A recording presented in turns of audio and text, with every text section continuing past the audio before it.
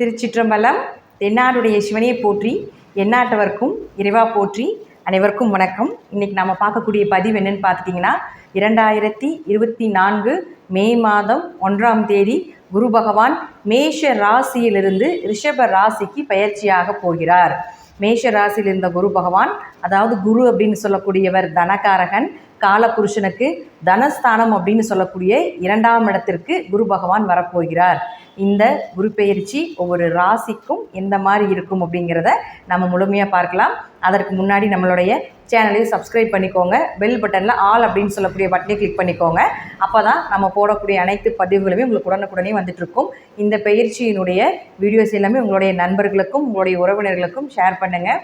என்னுடைய ஜோதிட குருமார்களையும் அதே போல் ஆன்மீக குருமார்களையும் வணங்கி, இந்த குரு பயிற்சி அப்படிங்கிறது மனதால் உண்மையாக எப்படி நாங்கள் ஜோதிடர்கள் குரு பயிற்சி குரு மாறினால் ஒரு ஜாதகருக்கு எப்படி சொல்லணும் அப்படிங்கிறத உங்களுக்கு வெளிப்படையாக நான் சொல்ல போகிறேன்.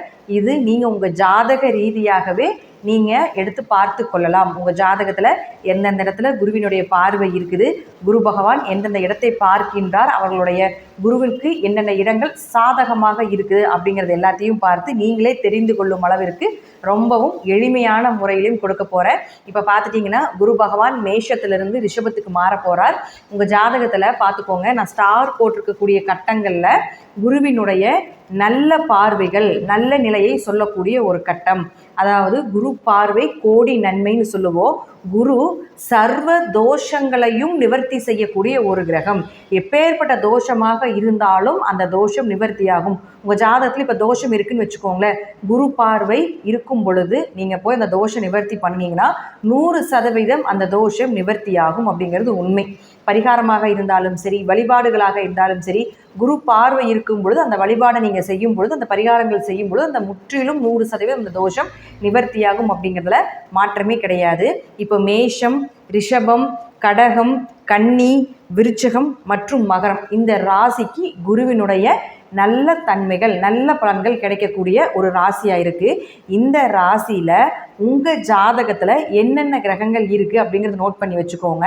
அப்போது அந்த கிரகங்கள் எல்லாமே உங்களுக்கு நன்மையை நிச்சயமாக கொடுக்கும்.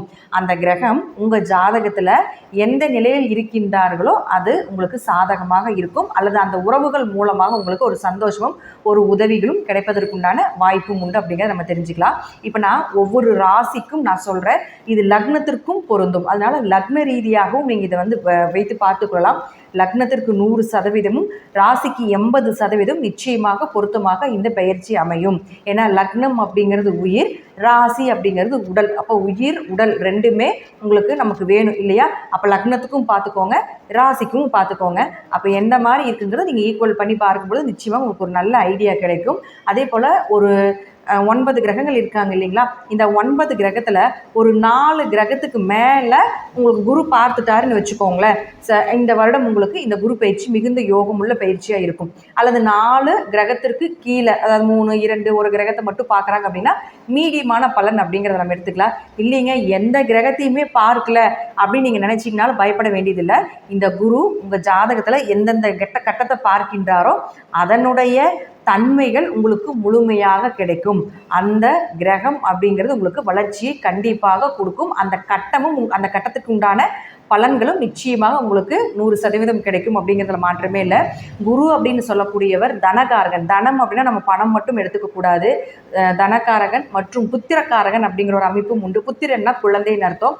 நாம் இந்த 2க்கு மட்டும் குருவை நம்ம எடுத்துக்கக்கூடாது. பெயர், புகழ், மதிப்பு, மரியாதை, அந்தஸ்து, உயர் பதவி, ப்ரமோஷன், கோடீஸ்வர யோகம் எல்லாமே குரு பகவான் தான். ஒரு ஜாதகத்தில் குரு நல்லா இருந்துட்டால் அவர் மிகப்பெரிய ஒரு கோடீஸ்வரர். தின வருமானம் வேணும் அப்படின்னு நீங்கள் நினச்சிங்கன்னா அது சந்திரன் நல்லா இருக்கணும். இல்லைங்க, மாத வருமானம், திடீர் அதிர்ஷ்டங்கள், இதெல்லாமே சுக்கிரன். 3 கிரகம் பணத்தை கொடுக்குங்க.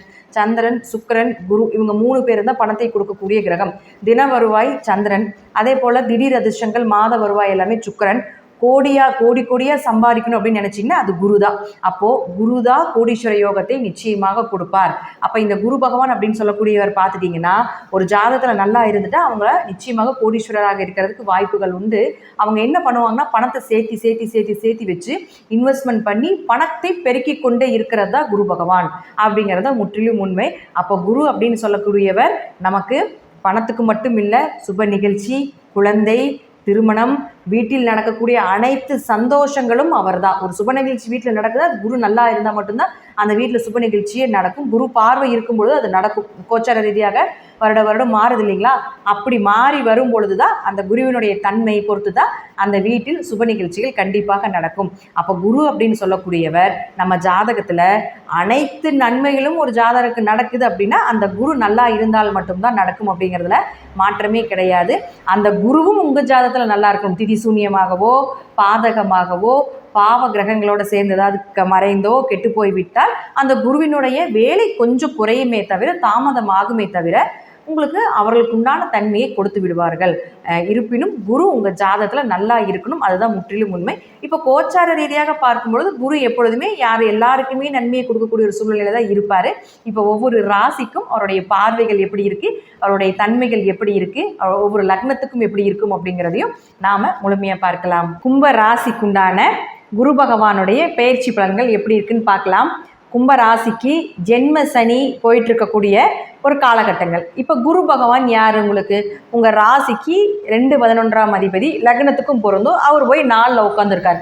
பொதுவாக 4ல் குரு இருந்தால் வீடு, மனை, சொத்துக்கள் சேரும், வண்டி வாகனங்கள் அமையும், சொந்த பந்தங்கள் நண்பர்கள் மூலமாக ஒரு உதவிகள் கிடைக்கும் அப்படிங்கிறது 4ஆம் இடத்துல குரு இருந்தால் ஒரு பலன்.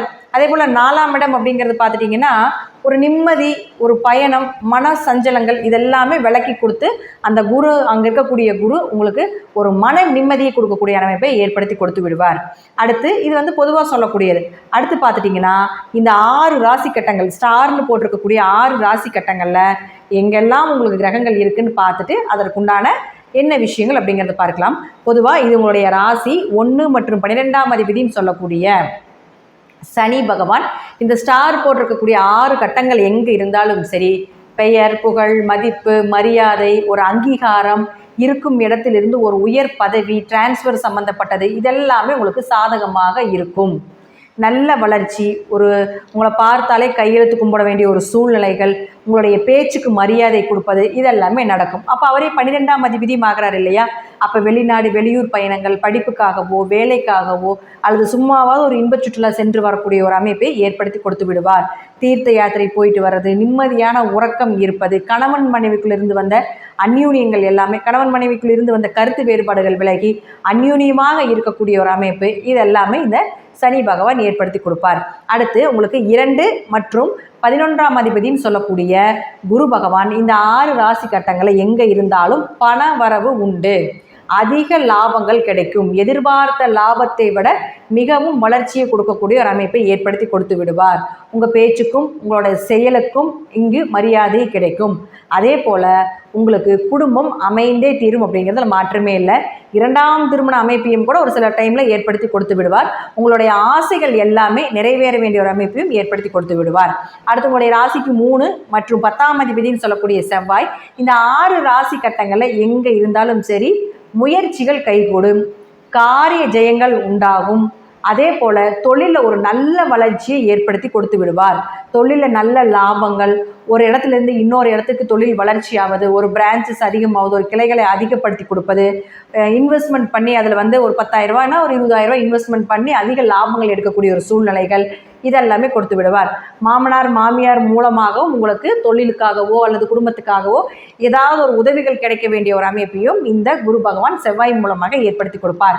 அடுத்து உங்களுக்கு 4 மற்றும் 9ஆம் அதிபதினு சொல்லக்கூடிய சுக்கிர பகவான் இந்த 6 ராசி கட்டங்களில் எங்கே இருந்தாலும் சரி உங்களுக்கு குருவினுடைய தன்மைக்குள்ளே வந்துடுவாங்க. அப்போது அப்பா அம்மா மூலமாக உதவிகள், பூர்வீக சொத்துக்கள் கிடைப்பது, வண்டி வாகனங்கள் கிடைப்பது, நீங்களாக சொந்தமாக ஒரு வீடோ சொத்துக்களோ வாங்கக்கூடிய ஒரு அமைப்பு, அப்பா சொத்துக்கள் கிடைப்பதற்குண்டான அமைப்பு, நல்ல குரு அமைவது, சொந்த பந்தங்கள் மூலமாக உங்களுக்கு ஒரு நன்மைகள் கிடைப்பது.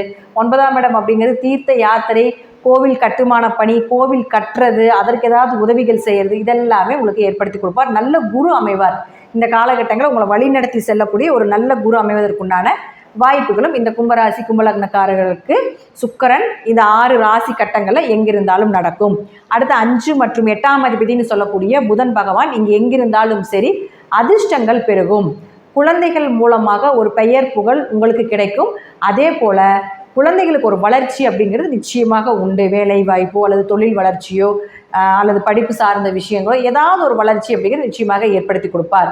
குழந்தை இல்லாமல் இருந்தாலும் கூட இந்த காலகட்டங்களில் புதன் இந்த 6 ராசி கட்டங்கள் எங்காவது இருந்தால் ட்ரீட்மெண்ட் எடுங்க, இல்லைன்னா எடுக்க வேண்டாம்.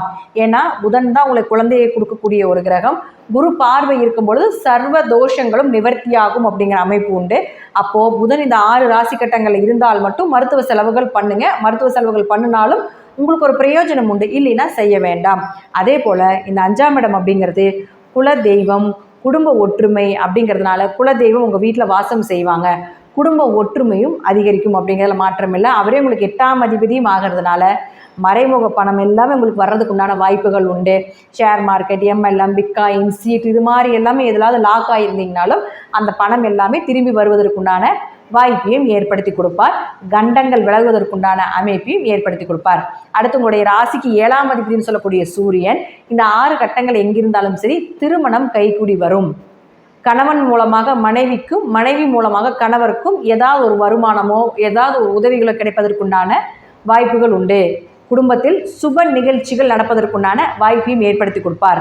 வியாபாரம் செழிப்பாக இருக்கும். பார்ட்னர் போட்டு தொழில் பண்ணிட்டு இருந்தீங்கனாலும் அதில் நல்ல லாபங்கள் கிடைப்பதற்குண்டான வாய்ப்புகளும், புதியதாக பார்ட்னர் போட்டு செய்யலாம் அப்படிங்கிற ஒரு ஐடியாவையும் நிச்சயமாக ஏற்படுத்தி கொடுப்பார். அதற்குண்டான விஷயத்தையும் உங்களுக்கு சாதகமாக இந்த சூரியன் மூலமாக குரு பகவான் ஏற்படுத்தி கொடுப்பார்.